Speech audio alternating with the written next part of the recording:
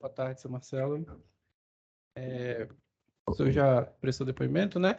Sabe que primeiro eu vou fazer perguntas sobre seus dados pessoais e depois sobre a acusação, tá certo? O senhor me fala o seu nome completo, por favor? Marcelo com 2 L's Costa Salles. Perfeito. O senhor nasceu onde e que dia? Nasci aqui em Brasília no dia 11/11/83. Perfeito. Como que é o nome da sua mãe e do seu pai? Eugênia de Souza Santos, Francisco Damião Soares Salles. O senhor é casado, solteiro, mora junto? Solteiro. Tem filhos? Não.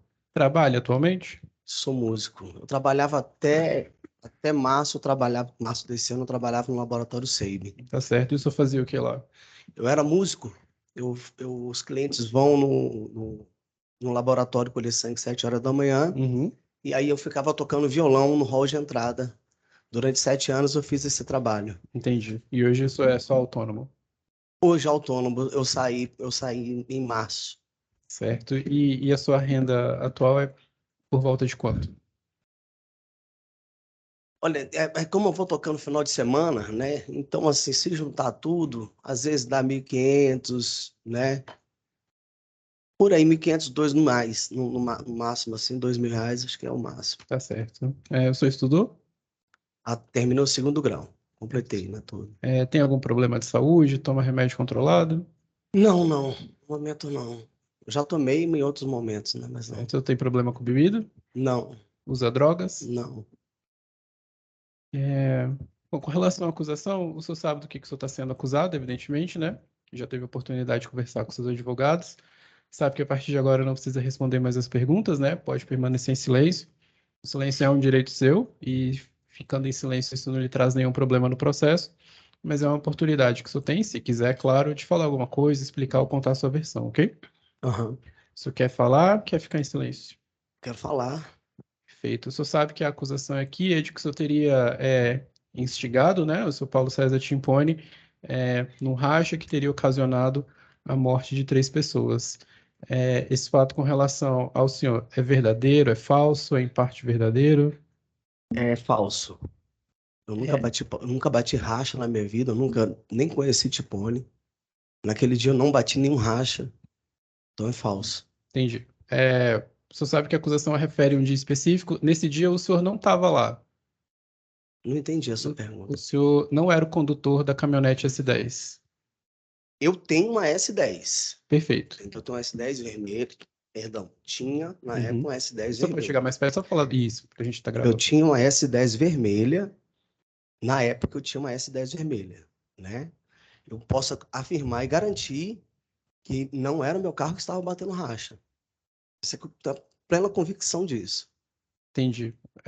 O senhor sabe, faz 15 anos, né? O senhor sabe onde que o senhor estava nesse dia e horário? Sim, faz 15 anos, Excelência, mas são 15 anos de uma prisão psicológica que eu vivo, né? Então, eu fui, pode contar todo o meu Sim, dia? Naquele dia, fazia mais ou menos 3 meses e 14 dias que minha mãe tinha falecido. Minha mãe faleceu, saiu de casa, foi comprar pão, no meio do caminho ela teve um infarto, morreu.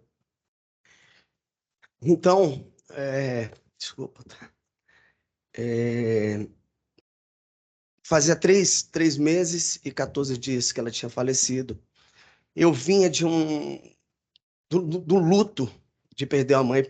Eu sei muito bem o que é perder um ente querido. É uma das piores coisas que existe na vida do ser humano, é isso. É um dos motivos de eu não ter filho, porque eu não quero que meu filho sofra pela minha morte, né? Ou, se for pior, ao contrário, né? Então, minha mãe tinha falecido. Nesse dia, eu acordei, eu não tinha, excelência, dinheiro para ir para a GEPOL. Por isso que houve um atraso no horário que eles pediram para chegar mais cedo. Mas eu não tinha dinheiro. Então, quando meu irmão acordou, já era tarde, já era meio-dia, eu peguei, arrumei meu quarto enquanto ele estava dormindo. E quando ele acordou, ele me deu R$ 6. Pedi para ele R$ 6. Eu falei, cara, eu vou com R$ 6, boto de gasolina, mas chegar lá eu vou pedir, porque era a minha primeira vez que eu estava saindo desse luto e conseguindo uma forma de trabalhar, de me inserir no mercado de trabalho da música. Então, Quando desci com as caixas de som, desci com o rec, botei tudo na caçamba, carreguei a caminhonete na frente do meu prédio, saí. Aí, na hora que eu terminei de carregar, meu pai chegou. Quando meu pai chegou, que ele estacionou o carro, aí eu falei, pô, pai, me arruma um dinheiro aí. Ele botou a mão no bolso, tinha R$ 4. Deu um total de R$ 10 de gasolina. Aí eu peguei o carro, saí da frente do meu prédio, fui para o posto de gasolina, que é bem em frente. Botei os R$ 10 de gasolina e fui em direção para a Gepol. Tranquilo, feliz, porque estava começando a ter uma forma de renda, que é a coisa mais difícil que a gente tem nesse país, é você ter uma forma de renda. Ainda mais na área da música, né? Eu tinha 3 meses que minha mãe tinha falecido e muitas coisas que eu precisava ajustar. Então, aquele momento era um momento de eu conseguir me reerguer. Então, fui para a Gepol, cheguei lá por volta de 1h30, 2 horas da tarde. Entrei com o carro dentro, descarreguei meu equipamento, montei o equipamento, cantei, fui... conversei com o pessoal que estava lá, tanto com o Bosco. Realmente eu tive aquela conversa rápida, que você bate um papo, tal, fala um pouco de música, aquele social básico.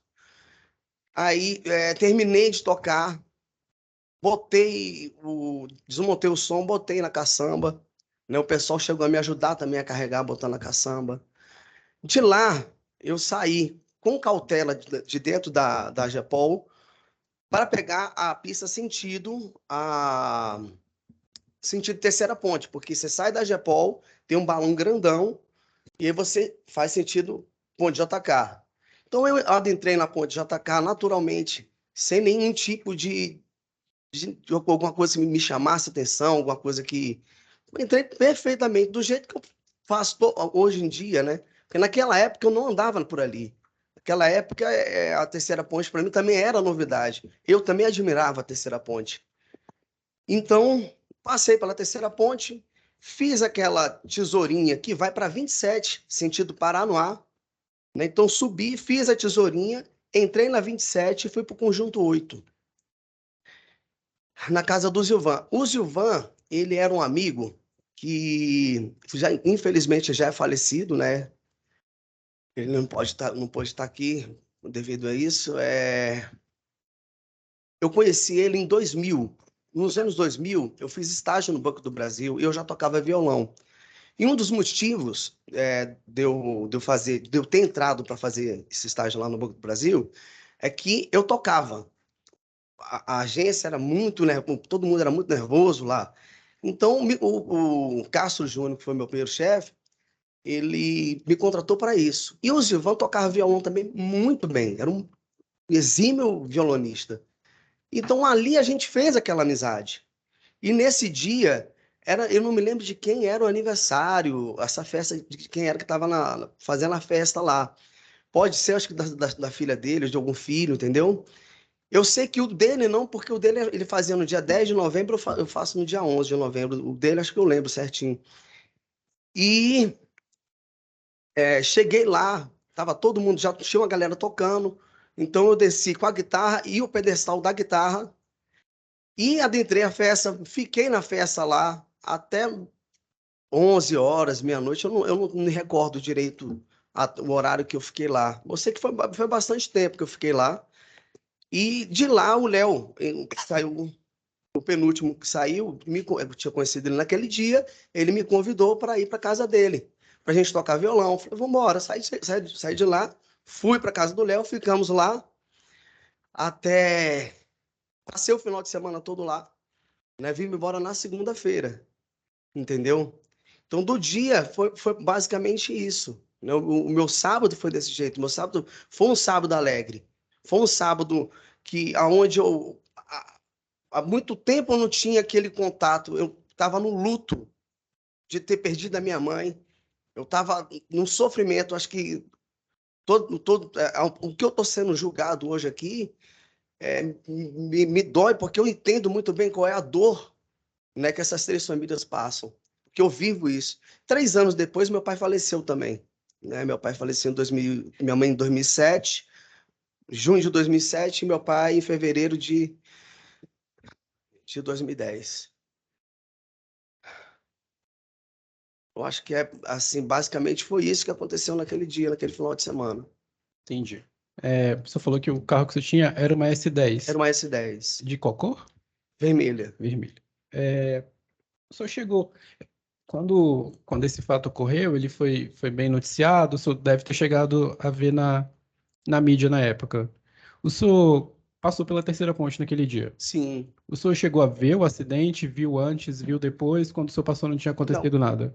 quando eu passei na terceira ponte, não tinha nada, não tinha nenhum tipo de trânsito, tinha um trânsito normal, aquele trânsito corriqueiro, entendeu? Mas não tinha. Quando eu passei, estava tudo tranquilo. Passei, entrei pela aquele acesso, né, que você sai da Gepol, e segui normalmente, dirigindo normalmente para 27 do Lago Sul. Entendi, Não tinha nada, não tinha nada que me chamasse a atenção. entendi. Inclusive, se eu tivesse visto, se eu tivesse participado, se eu tivesse alguma coisa, eu teria parado na mesma hora, entendeu? Eu já prestei socorro de acidente, eu parado no sinal e um morador de rua passou e outro carro veio, bateu nele, que voou e tudo, né? E parei o carro em cima do meu fiche, liguei para a polícia, fiz todo um procedimento de frear o trânsito, todo esse trabalho eu já fiz, né?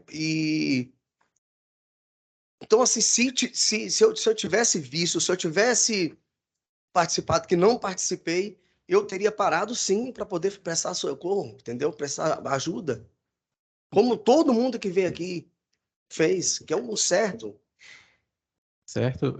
O senhor se recorda que horas que foi que o senhor saiu do clube da Gepol aquele dia? Entre 5 e 5 e meia. Entre 5 e 5 e meia, eu não posso afirmar. Porque sempre rola aquelas saideiras, né? Eu lembro Uhum. que era quando foi uns 4h45, quando faltavam uns 15 minutos, eu comecei, ó, vou fazer uma saideira, vou fazer uma saideira. Então, toquei algumas saideiras, não tem como mensurar quanto tempo que dura, quantas músicas, porque realmente também já faz tempo, né? Uhum.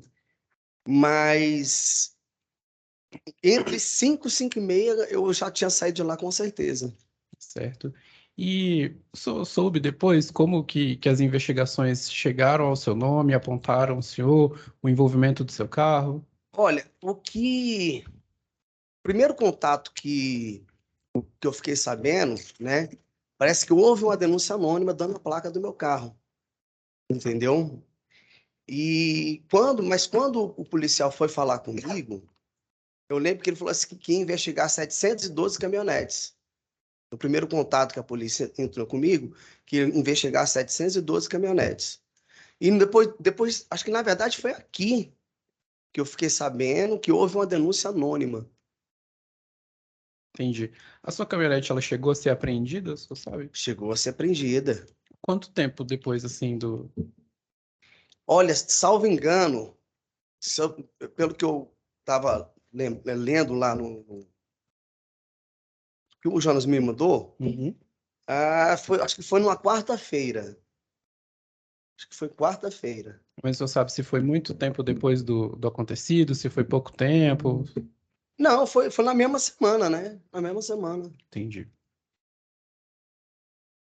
E por que que o senhor acha que o veículo do senhor e o senhor pessoalmente foram envolvidos nessa ocorrência, nessa situação, se não foi o senhor que causou, não era o senhor que estava lá? Excelência, eu até hoje me pergunto por que que eu estou nesse processo. Eu tenho uma prisão mental tão grande. Há 15 anos que eu venho. Desculpa falar assim, mas eu pedi tanto ao Jonas. Falei, Jonas, pelo amor de Deus, não cancela esse júri. Porque a coisa que eu mais quero é realmente terminar esse júri.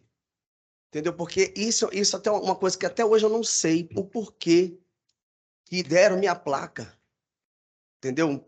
Dias depois deram minha placa do acidente.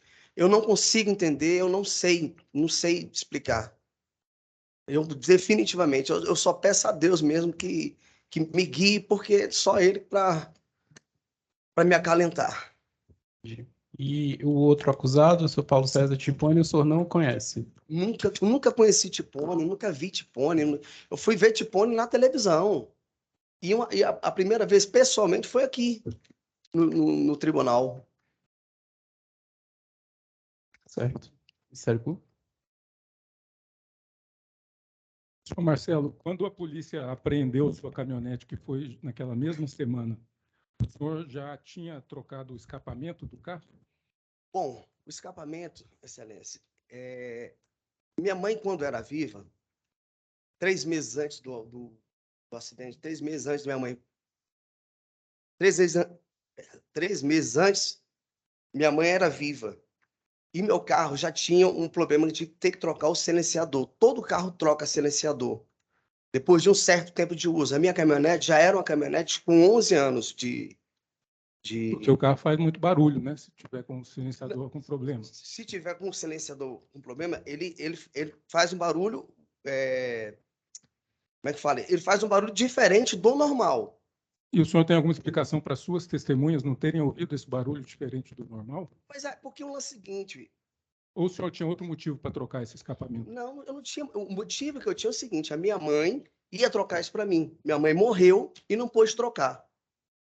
E quando ela morreu, que ela não pôde trocar, a única coisa que, quando eu passei esses 3 meses de luto, que eu fui conseguir fazer um trabalho que eu nem sabia se eu ia receber alguma coisa, que aí recebi esse dinheiro, chegou na segunda-feira, conversei na época com a minha namorada, falei, porra, minha mãe que ia fazer isso para mim, mas eu tô com dinheiro aqui, tá faltando um pouquinho. Aí ela pegou e me ajudou com 100 reais para poder trocar o escapamento, para poder botar o carro, começar a alinhar o carro, entendeu? Eu estava atrás de trabalho,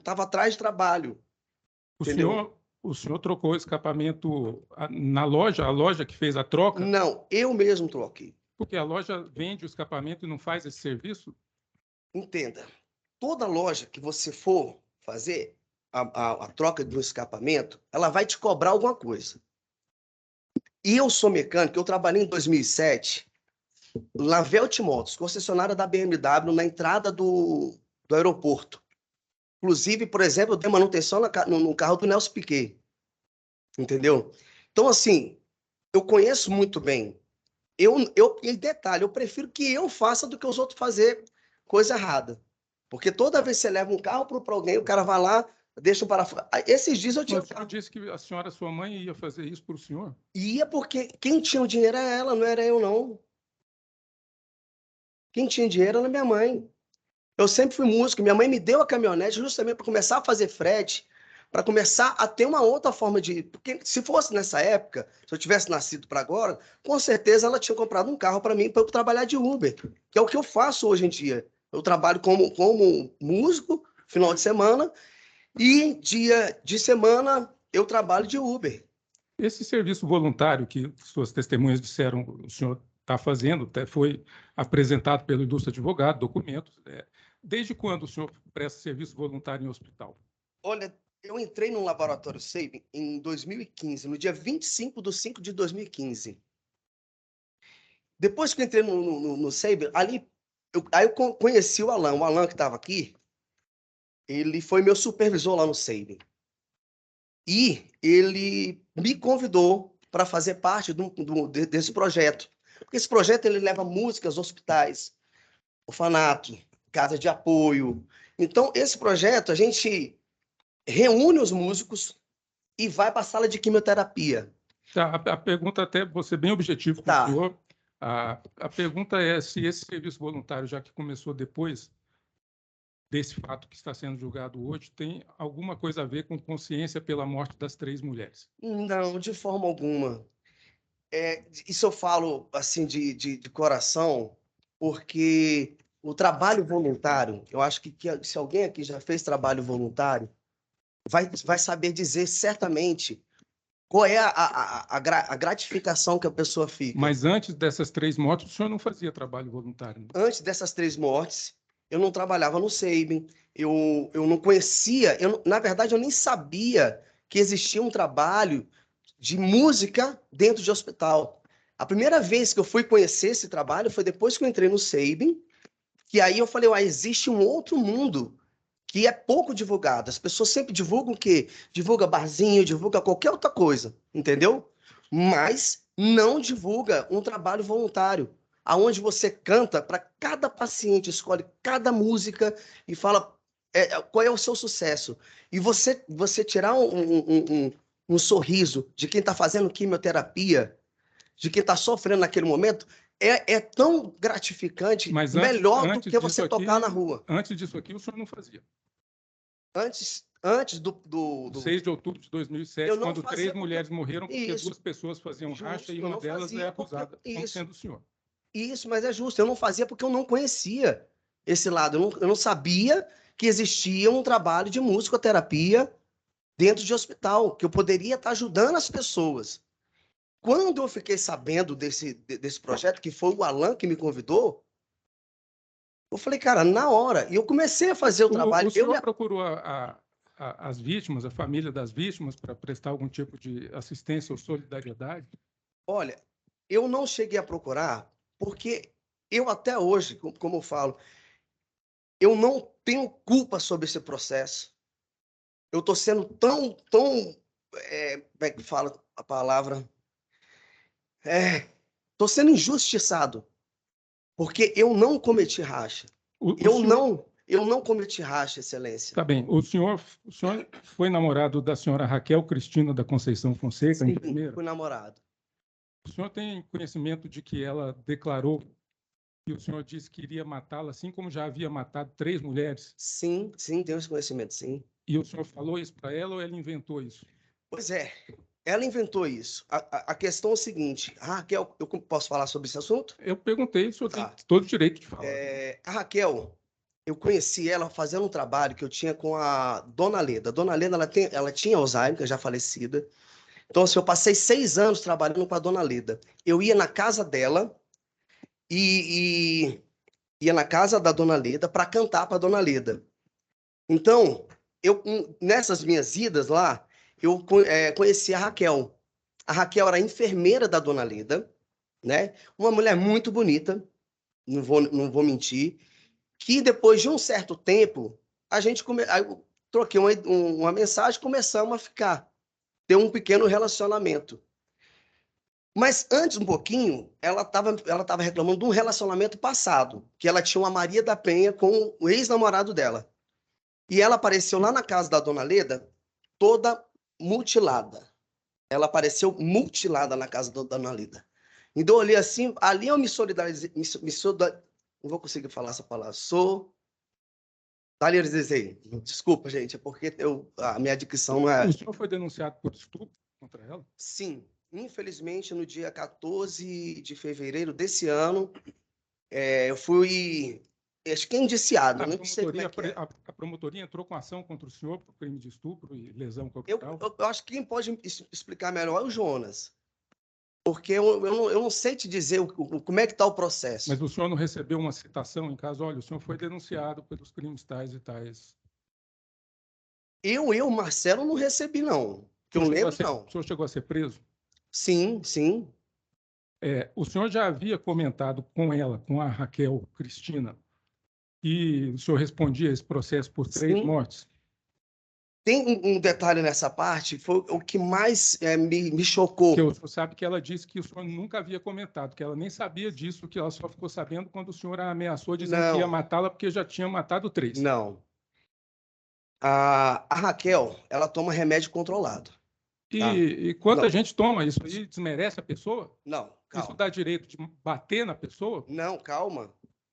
Eu não bati na Raquel. Ela disse que bateu e tem laudo do IML. Tudo bem, Excelência. Mas você precisa entender... nós estamos aqui julgando caso de estupro, e nós vamos resolver isso. Inclusive, nós pedimos um laudo psicológico da Raquel. Se for para entrar para discutir problema de estupro... Tá bem, eu vou explicar com toda a consideração, doutor Jonas. A razão de ter trazido isso é porque é uma testemunha que a gente até queria que viesse depois, que falou que ele iria matá-la como já matou 3 mulheres. É uma acusação. Inclusive com um problema no trânsito. Então, essa é a relevância. Há uma acusação e é preciso que se diga que nós vamos comprovar em juízo o problema da Raquel. Nós vamos comprovar em juízo. Se for para discutir o estupro aqui, nós vamos discutir. Não tem problema nenhum. Uma pessoa que se automutila, doutor, uma pessoa que tem problemas seríssimos, foi requerido, ele foi denunciado? Foi. Mas nós vamos conseguir comprovar essa história lá no processo de estupro. Agora, com todo respeito, doutor Gilberto. Eu tentei explicar qual o sentido. Não estou querendo falar de estupro, com todo nem respeito, nada. nós estamos discutindo aqui do o que a mulher problema disse. se ele participou ou não de um racho. Não é relevante a pessoa dizer vou te matar como já matei 3 mulheres, não, isso não é relevante? Foi o que ela disse, doutor. É preciso dizer que foi o que ela disse. Ela que conviveu com ele, foi o que ela disse, sim. Eu não tenho mais pergunta. Marcelo nunca disse que participou desse racho desde o primeiro dia. Como é que vai dizer? Vai matar? Doutor Thiago? Tem? Obrigado, Excelência. Senhor Marcelo, o senhor toca violão desde que idade? 11. Desde os 11. O senhor começou a fazer apresentações, né? Tocar em eventos sociais com que idade? 13, 14 eu já tinha grupo de pagode. Na minha época era grupo de pagode que a gente tinha. Eu sempre morei no Cruzeiro, que era o Reduto do Carioca, né? Certo. E esse voz e violão que o senhor fazia ali, como fez lá na AGPOL, desde quanto tempo o senhor fazia? Voz e violão?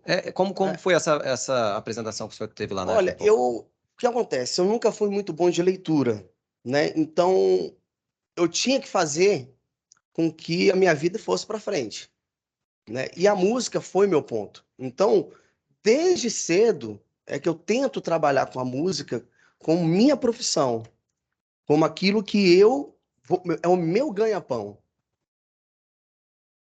Tá, e o senhor fazia esse tipo de apresentação contratado para tocar em eventos sociais desde quando? Eventos sociais, você fala festas. Qualquer tipo de confraternização. Desde 98 eu já faço isso. O senhor já fazia isso? 97, 98 a gente já... Só porque não ficou muito claro, se eu puder esclarecer, o senhor mencionou que aquela era a sua primeira apresentação após o falecimento da senhora sua mãe. Isso. Mas antes o senhor já fazia esses tipos de eventos, Sim, de apresentação? minha mãe faleceu, né? Eu tive esse período de luto, certo, né? As pessoas me chamavam, ninguém tem vontade de sair. Quando você perde sua mãe, que é o seio da família, que é a parte principal, você não tem ânimo, você não tem vontade de fazer nada, você tem vontade de morrer junto. Entendi. O senhor tem inimigos, senhor Marcelo? Que eu saiba, não. O senhor tem algum motivo que o senhor repute ser a justificativa para que as pessoas tenham mencionado a placa do veículo do senhor? Até hoje eu não consigo entender por que deram minha placa do meu carro. Nesse caso em específico, não houve nenhuma ex-namorada, alguém com nenhum tipo de abalo que quisesse prejudicar o senhor? Não, não. Entendi. Com relação ao veículo do senhor, era um veículo novo ou era um veículo já antigo? Um veículo de 11 anos, ele era 1996, né? A gente estava em 2007, tinha 11 anos de idade. Um veículo que eu usava para trabalhar, um veículo que precisava de manutenção. E ele recebia manutenção? Recebia quando tinha algum dinheiro, né? Quando não tinha dinheiro, a gente tinha que andar do jeito que estava, porque é o que tinha. Mas o senhor não era mecânico? Mas precisa de comprar peça. Entendi. A mão de obra eu faço a qualquer momento. Mão de obra, você fala para instalar essa luz aqui, eu faço tudo. Entendi. E a instalação, inclusive, do silencioso foi o senhor que fez, sim, em razão desse aspecto que o senhor falou de não ser necessário que outra pessoa mexesse no veículo. Isso. Como eu falei, eu trabalhei na Velt Motos, que era uma concessionária da BMW, em 2007. Foram 3 meses que eu fiquei lá dentro. Janeiro, março e abril. E eu tenho uma experiência desde criança, que meu pai, ele não tinha dinheiro para poder pagar um mecânico. Então eu fui criado assim. Ele começou a aprender a mecânica para poder dar manutenção no carro dele. Então eu, quando tinha 7, 8 anos de idade, eu ia para debaixo do prédio, lavar carburador com ele. Aí tinha o seu Moreira, que Deus o tenha, que ia pegar a Kombi dele lá. Aí eu sempre falava, e o meu dinheirinho? Entendeu? Eu sempre tentei correr atrás de me sustentar, mesmo com 7, 8 anos de idade. e ficava todo pintado de gasolina, graxa. Seu Marcelo, essa apresentação que o senhor fez lá na AGEPOL, tinha quantas pessoas lá assistindo o senhor? Rapaz, eu não sei mensurar, não. Não. Mas eu acho que mais de 20 acho que tinha. Mas Pelo menos 20, né? Eu realmente não... Eu posso chutar assim, mas não tem como... tinha mais de 50? Não, acho que mais de 20 tinha. Entre 20 e 50, então a gente pode falar. Eu acho que sim. Havia necessidade de 2 caixas de som para esse tipo de música lá? Isso é o kit. Você tem que trabalhar com kit. Entendeu? Você tem que botar uma caixa de um lado, uma caixa do outro. Hoje em dia você tem umas qualidades de caixa muito superior. Mas naquela época, não. Naquela época é uma caixa obsoleta, caixa de madeira grande, entendeu? Então, pesada, mas a gente precisava botar uma do lado um do outro para você ter um mínimo de qualidade de som. Se fosse hoje, por exemplo, hoje você pega uma Bose, uma JBL da vida e faz a maior sonzeira do mundo. O senhor toca que tipo de gênero musical? MPB, bossa nova, pop rock, axé, samba. Se pedir um sertanejo, o senhor toca? Rapaz, eu sei. É porque quando eu comecei a entender como funciona a música, eu comecei a... Como é que fala? Eu comecei a aprender um pouco de tudo, porque assim, eu quero que você me contrate para festa, você fala, Marcelinho, você canta sertanejo? Se eu falar que não, eu já perdi a sua festa. Então, eu aprendi a cantar algumas modas, algumas canções. O senhor conhece a música Sinônimo de Amor? Conheço. Eu não vou lembrar aqui dela toda, mas conheço. Bruno Marrone? Sinônimo de Amor, acho que Como é que é? Quem cantou foi... não vou me recordar. Eu não tenho mais perguntas, eu agradeço. A defesa perguntas?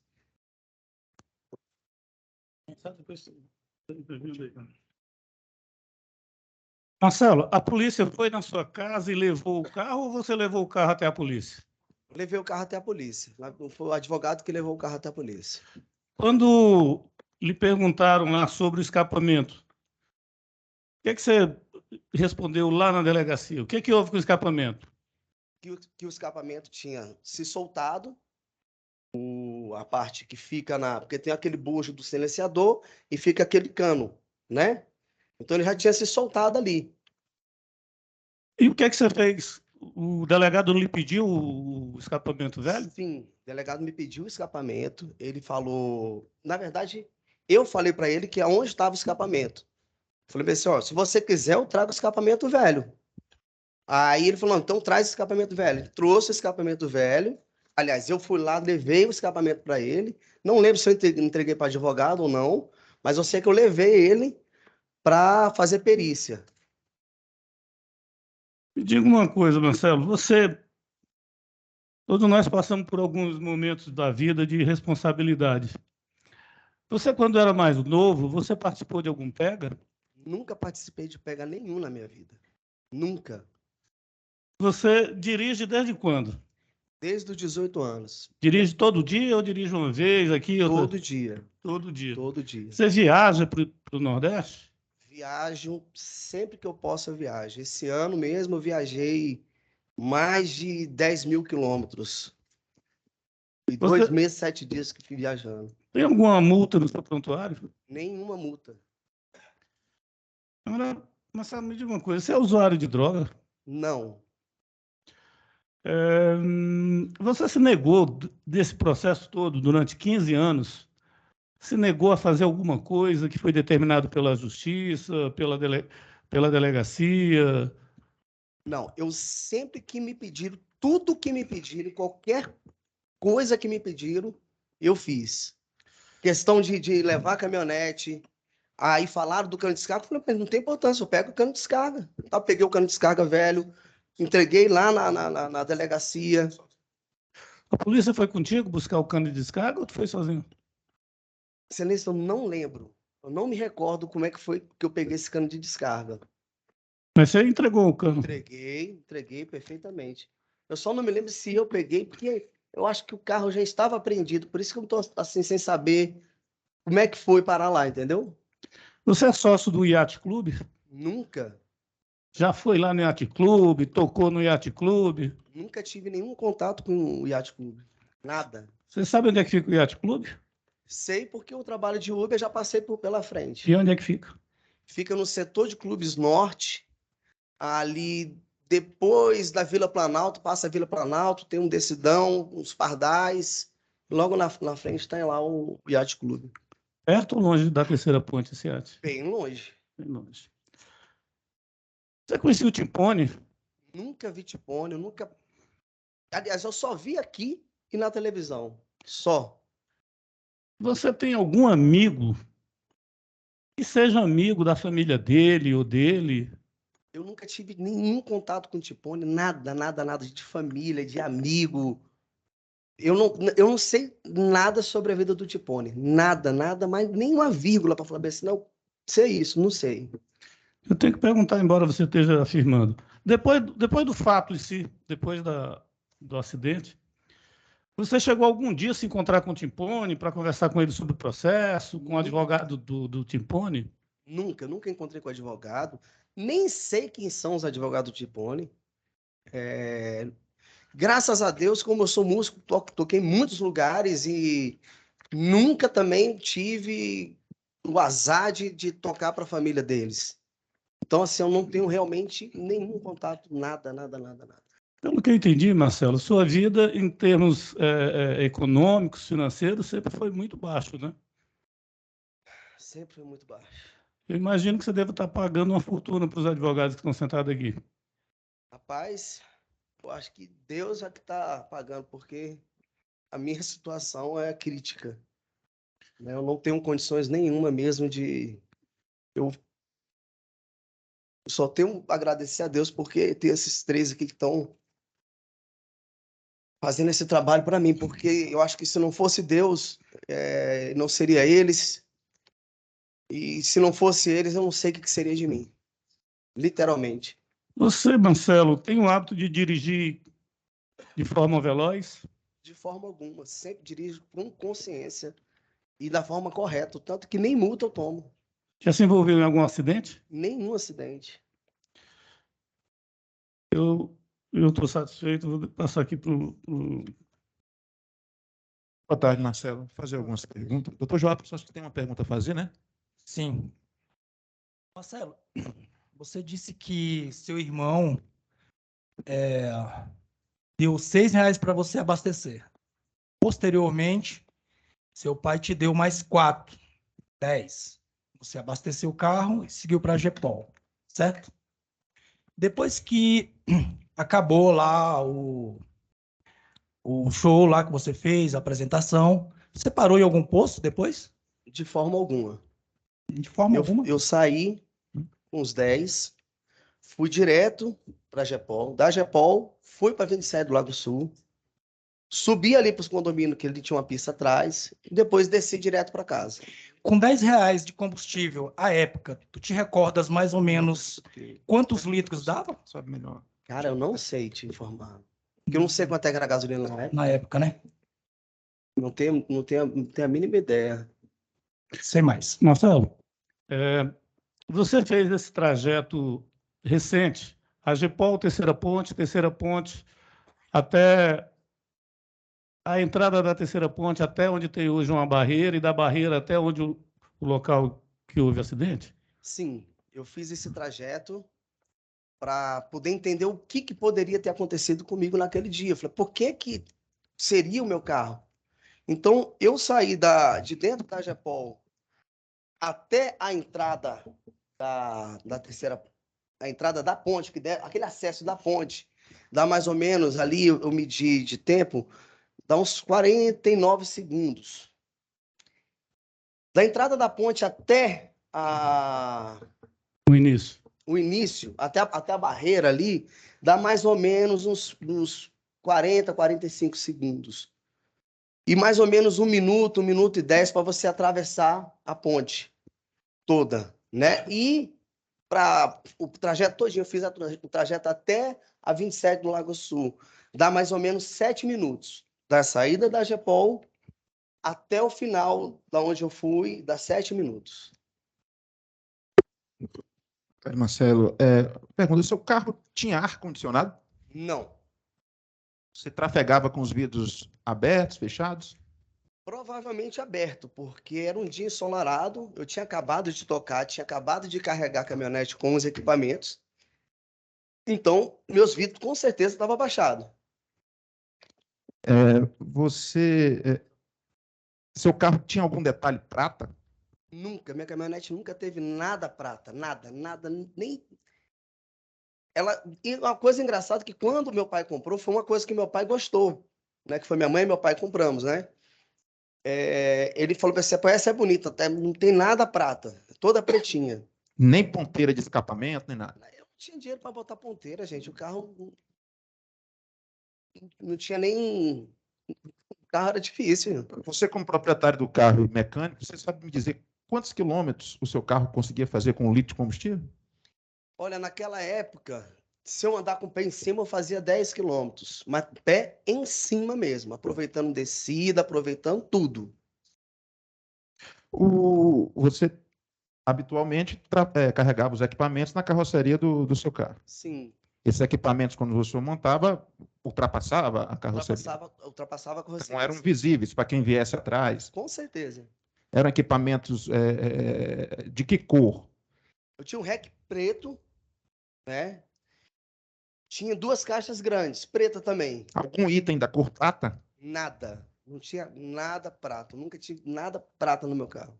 Quando você carregava esses equipamentos, você se deslocava com velocidade ou andava devagar? Não, eu preciso andar devagar, porque normalmente eu botava as caixas, eu botava os negócios, não amarrava, só encostava ele no canto. Por quê? Porque eu vou andar devagar, não vou andar correndo. Né? Tinha necessidade de passar corda, e o trajeto para onde eu estava indo era um trajeto próximo, não era um trajeto distante que poderia danificar. Entendeu? Satisfeito.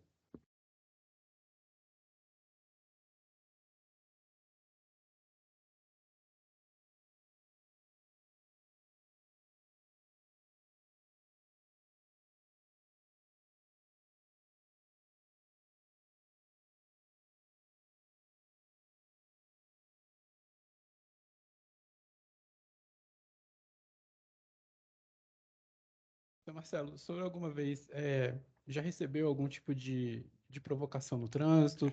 Se o fez, respondeu? Se respondeu, de que forma que foi isso? Excelência, não me recordo de ter problema no trânsito. Nada, nunca tive nenhum problema no trânsito. Eu sempre dirijo com muita cautela. Esse trabalho que eu faço de Uber já tem mais ou menos 1 ano e alguma coisa que eu já trabalho com Uber. Então, assim, se eu pegar aqui meu aplicativo e apresentar aqui as notas para você, você vai ver, ela é excelente. Minha nota é 4,99. Entendeu? Na Uber, e é 5 na 99. Então, assim, eu sempre usei o meu carro, sempre fui uma pessoa responsável no trânsito. Entendeu? Entendi.